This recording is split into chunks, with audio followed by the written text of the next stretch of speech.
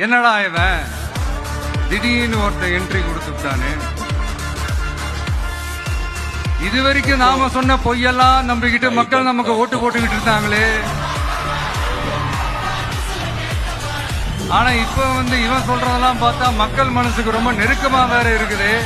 அதுவே நமக்கு ஒரு பெரிய நெருக்கடியாகவும் இருக்குது. இவனை என்ன பண்ணலாம், என்ன செய்யலாம், எப்படி இவனை இது பண்ணலாம், க்ளோஸ் பண்ணலாம், எப்படி இவனை க்ளோஸ் பண்ணலாம், ஒரு கன்ஃபியூஷன் ஒன்று வரும். அந்த கன்ஃபியூஷன்ல கத்துறதா கதறதா என்ன பண்றதுன்னு தெரியாம வர்றவன் போறவன்லாம் கட்சி ஆரம்பிக்கிறான்னு சொல்லி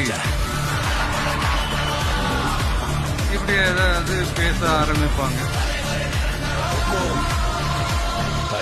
இப்ப நம்ம ஆட்சியில இருக்கிறவங்க நமக்கு எதிராக பேசுறாங்க இல்லையா, அந்த மாதிரி.